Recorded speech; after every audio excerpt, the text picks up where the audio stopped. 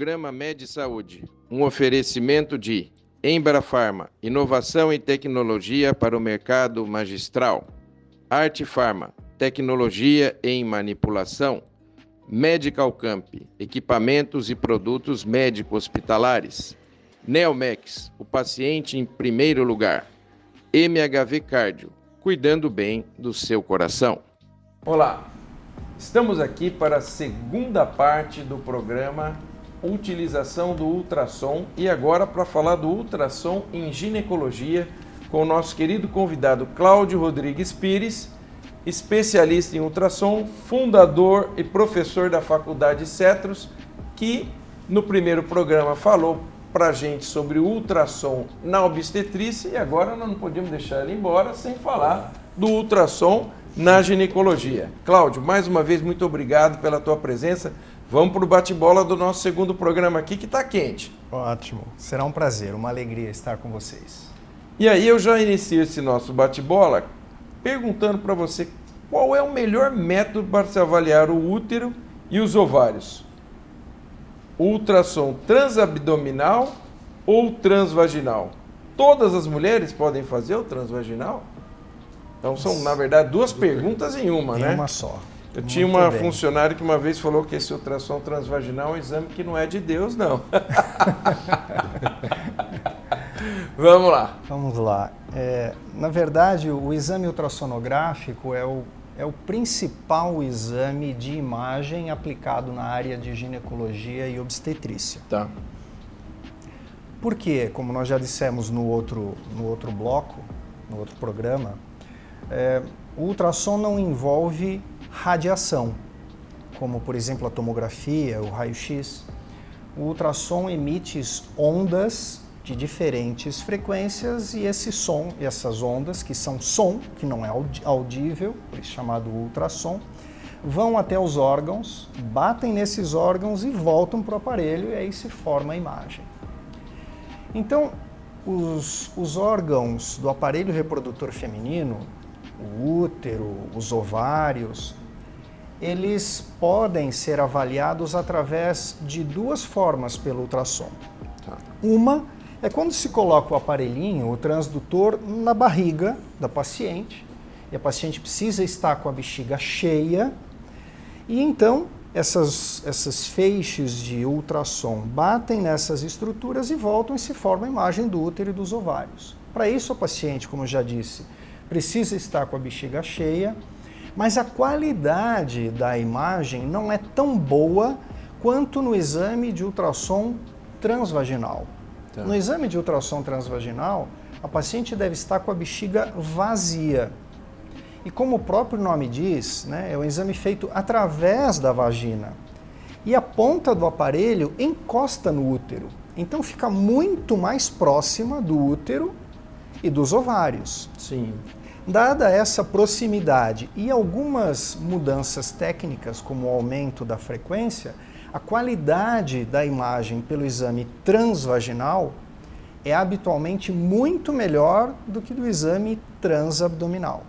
Sim. Mas nem todas as pacientes podem fazer o exame por via transvaginal.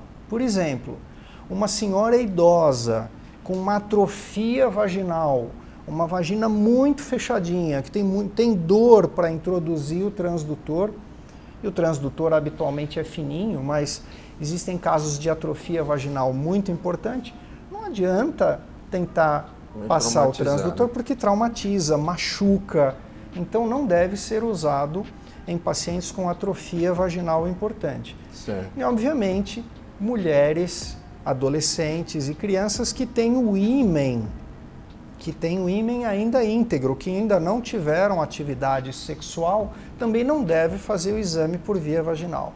Tá. Então, nesses casos, se indica o exame por via abdominal. Mas são as duas formas de se avaliar, o útero e os ovários. Perfeito. Hoje eu estou sendo agraciado com as perguntas top, né? Não, você ficou com as melhores perguntas. Hoje eu estou sortudo. Essa já está valendo o primeiro $1 milhão nesse segundo programa, né? Então vamos lá. Olá, Cláudio. O que é endometriose e como que o ultrassom pode auxiliar no diagnóstico dessa doença?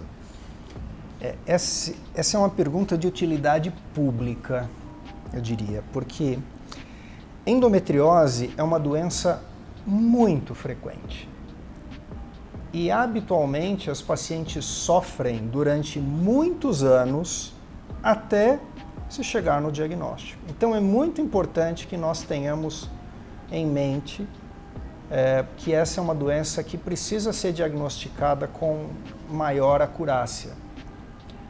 Bom, mas o que é endometriose? Vamos entender assim, o útero, né, que é o órgão onde se forma a gestação e onde ocorre o desenvolvimento do bebê, é uma estrutura do tamanho de uma pera. Imagine uma pera com o bico da pera apontando para baixo, para a vagina. E essa pera tem uma cavidade no interior, ele tem um buraquinho com uma cavidade lá dentro.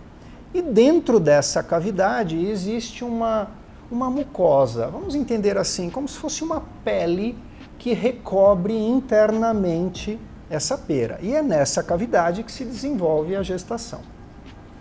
Muito bem, todos os meses, essa pele que envolve internamente o útero, ela cresce com um determinado hormônio, depois continua crescendo e se enche de vasos, e depois, com a queda de alguns hormônios, ocorre uma queda, uma caída dessa pele.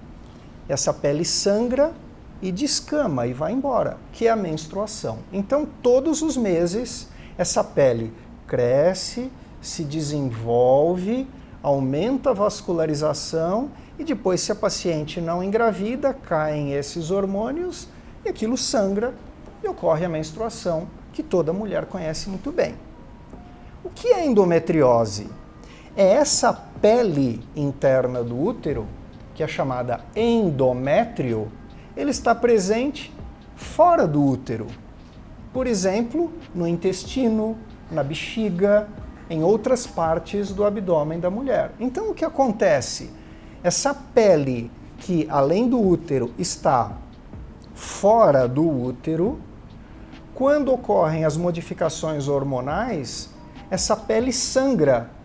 Só que sangra não onde deveria sangrar, não é? Do útero para o colo do útero, para a vagina e para fora. Sangra para dentro do abdômen da paciente, sangra para dentro da bexiga, sangra para dentro do intestino, sangra para dentro de várias estruturas que podem conter. Então, o que a paciente sente? A paciente que tem endometriose sente. Isso é muito importante que todos saibam. A paciente que tem endometriose costuma ter muita dor durante o período menstrual. Muita dor. E essa dor habitualmente vai aumentando com o passar dos meses e dos anos. Vai ficando cada vez mais intensa. Então esse é um ponto importante. Dor durante a menstruação, que os médicos chamam de dismenorreia, que nada mais é que dor durante o período menstrual. O segundo ponto importante, pacientes que têm endometriose, com frequência, têm dor durante a atividade sexual. Não é normal ter dor durante a relação sexual. Então, uma paciente que tem dor durante a atividade sexual precisa investigar a endometriose. Existem outras causas de dor durante o sexo, mas a endometriose pode ser uma causa. Paciente que tem dor ao evacuar. Existem também outras causas, mas a endometriose está envolvida. E a quarta, e uma das mais importantes também, dificuldade para engravidar. Uma paciente que não engravida e não se sabe por quê. O marido faz o espermograma, está normal. Ela menstrua normalmente com um pouco de dor, e não consegue engravidar, tem que se pensar em endometriose. Então, para isso, o médico ginecologista deve prestar atenção nesses 4 sinais, que são os mais importantes, especialmente a dor durante a menstruação, dor durante a atividade sexual, dor ao evacuar e dificuldade para engravidar. Se tiver um ou mais desses sintomas, tem que se pensar em endometriose. E aí o exame clínico é muito importante, o exame físico, o exame de toque, o exame especular do ginecologista é muito importante. E o primeiro exame que habitualmente o ginecologista pede para investigar a endometriose é o ultrassom transvaginal.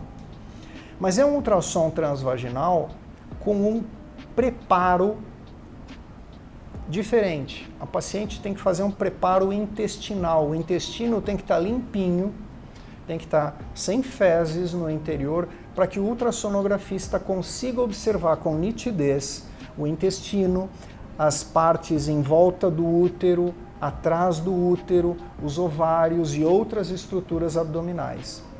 E o ultrassom é um método absolutamente indispensável nesse sentido. Então, lembrem-se, a endometriose é frequente, e o quão frequente? De cada 6 mulheres na idade fértil, 5 a 6 mulheres na idade fértil, uma tem endometriose. Bastante. A prevalência é muito alta, muito alta. E em média, no Brasil, essas pacientes levam de 8 a 10 anos para terem um diagnóstico. Nossa. Então, é uma doença que muda a qualidade de vida. Lembre-se, a paciente tem dor para menstruar, tem dor à atividade sexual e não consegue engravidar, isso gera uma redução da qualidade de vida significativa, além da ansiedade de passar anos e anos e anos tentando engravidar sem conseguir. E normalmente se demora muito tempo para se investigar a endometriose. Então eu diria que esse é um ponto muito, muito importante no que diz respeito à saúde feminina, e todas as mulheres precisam saber disso. Muito interessante. Eu acho que isso traz um esclarecimento enorme para o nosso público, tendo em vista essa prevalência. 1 em cada 5 dá 20%.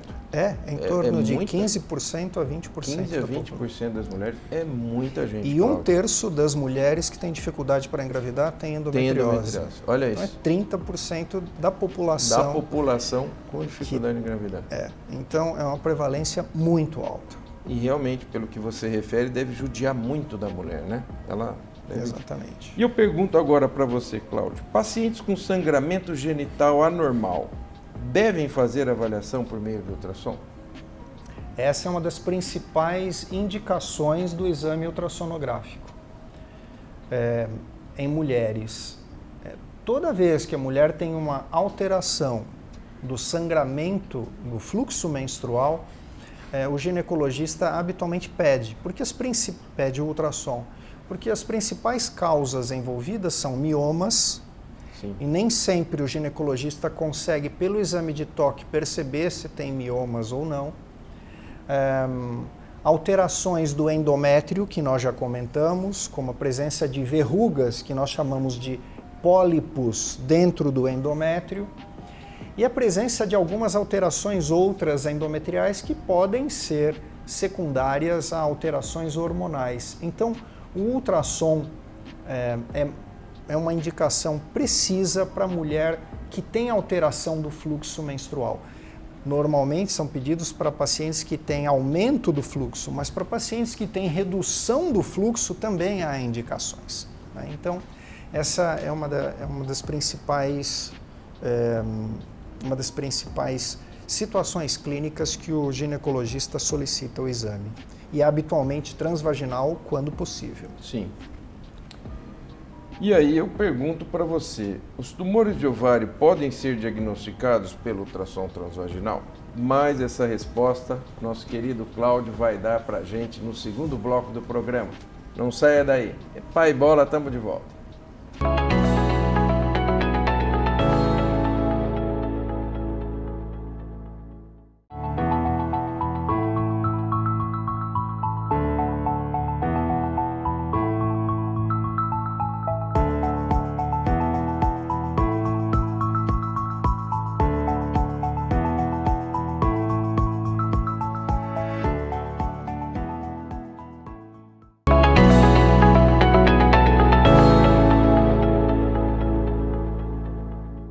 Olá, estamos de volta com o segundo bloco do programa, falando sobre o ultrassom na obstetrícia, com o nosso convidado Cláudio Rodrigues Pires, que é especialista em ultrassom, fundador da Faculdade Cetros.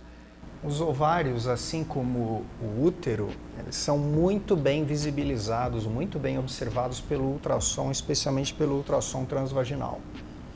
E ao longo da vida, a paciente pode ter diferentes fatores que podem levar o ovário a aumentar de tamanho. Então, quando o ginecologista faz um exame de toque e percebe que um ovário está aumentado de tamanho, aquilo pode ser simplesmente um cisto decorrente da fase do ciclo menstrual, ou algum pequeno distúrbio do ciclo menstrual, que nós chamamos de cistos funcionais, que vão desaparecer espontaneamente e não precisam de nenhum tratamento. Mas podem existir também nos ovários outros problemas, na maioria das vezes benignos durante o período fértil da mulher, durante a fase reprodutora da mulher, mas com o passar dos anos, vai aumentando o risco de problemas de maior gravidade.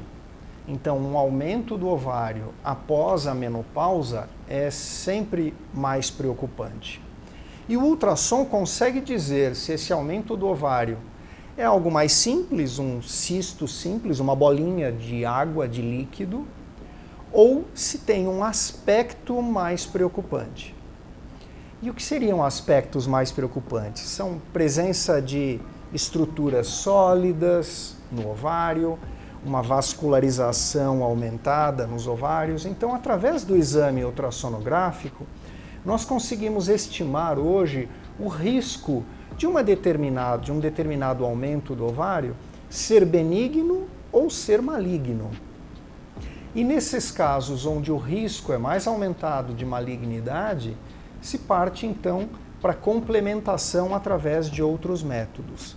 Então o ultrassom, Luiz, ele não dá o diagnóstico de benignidade ou malignidade, mas quando bem feito, ele consegue dar probabilidade. E diante de uma probabilidade significativa, pode-se partir, por exemplo, para uma retirada daquele ovário. A probabilidade significativa de um tumor maligno pode-se então partir para uma abordagem cirúrgica do ovário.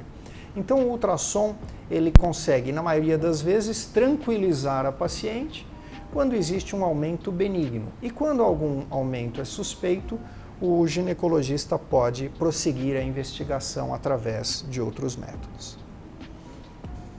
E vamos aqui uma pergunta interessante. Essa aqui também está valendo bastante, hein, Aloysio?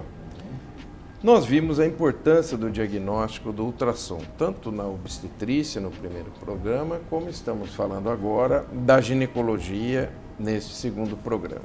E aí eu te pergunto, o ultrassom, como que ele se relaciona em relação à hierarquia com a tomografia e ressonância? Ele é mais importante, ele é menos importante?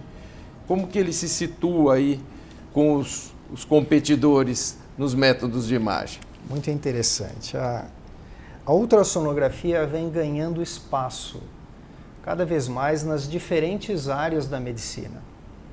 Na ginecologia obstetrícia, especificamente, o ultrassom sempre foi o método mais utilizado, o método de diagnóstico por imagem mais utilizado, com algumas vantagens. O primeiro, ele é um método muito mais barato e acessível do que os outros dois, a tomografia e a ressonância magnética. E o segundo, ele não envolve radiações, como por exemplo a tomografia, que habitualmente tem um volume de radiação mais significativo.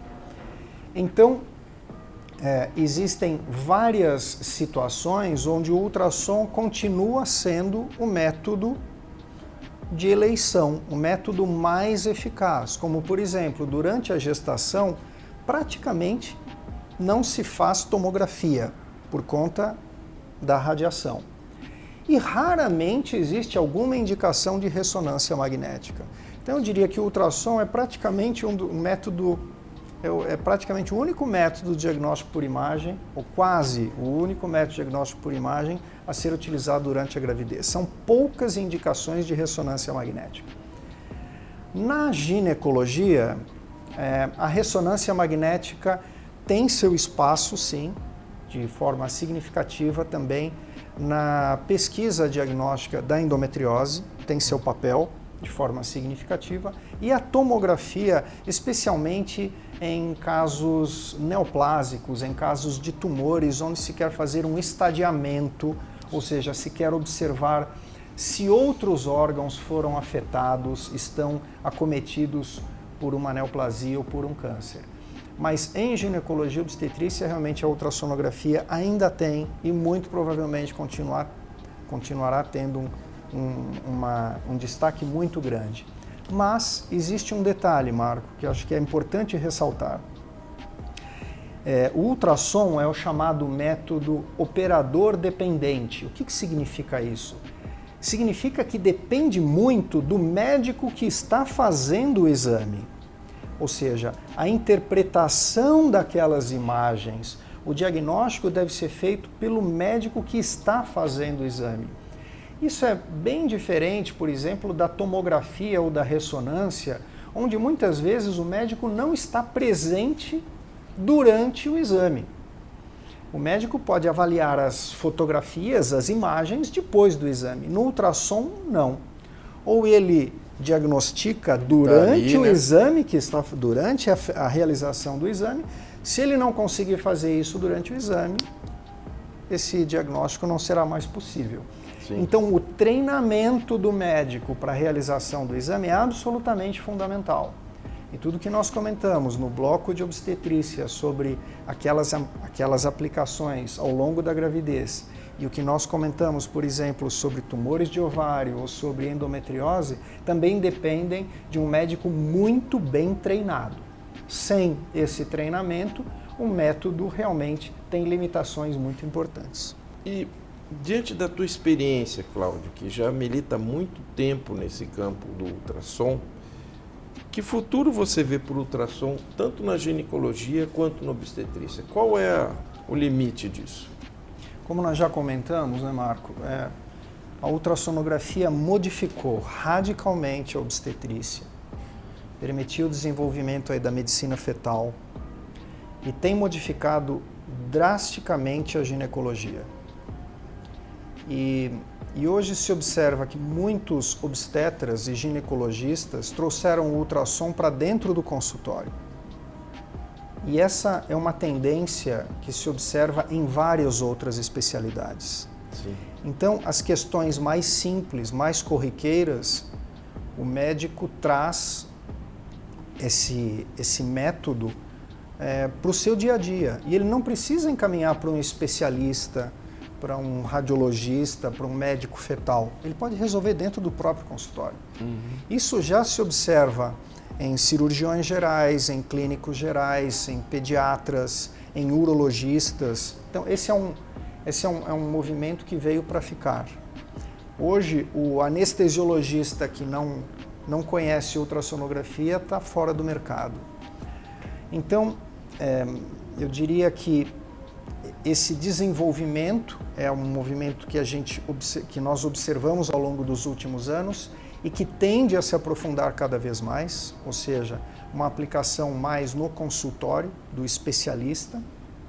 A qualidade das imagens tem melhorado de maneira muito significativa ao longo dos últimos anos. Isso tem melhorado muito a capacidade diagnóstica do método. E existem alguns pontos na fronteira do desenvolvimento, como, por exemplo, o ultrassom 3D, que é uma fotografia, ou ultrassom 4D, que é um filme, né? Então, ultrassom 3D, 4D na pesquisa de malformações congênitas do aparelho reprodutor tem um futuro bastante significativo.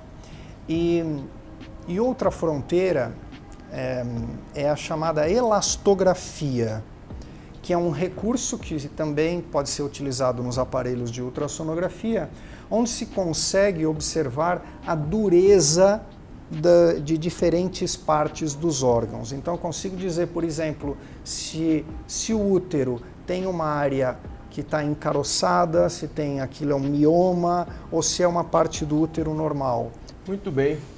Estivemos aqui com Cláudio Rodrigues Pires, que falou da utilização do ultrassom em ginecologia. Eu, mais uma vez, em nome do Med Saúde, quero agradecer a tua presença. Cláudio, muito obrigado. Eu tenho certeza que o nosso público aproveitou bastante esse nosso bate-papo. Agradeço a sua presença conosco. Agradeço muitíssimo, Marco e Aloysio, o convite Foi uma alegria estar com vocês e espero que essa nossa conversa possa trazer algum esclarecimento e trazer algo de bom para quem nos assiste. Muito obrigado.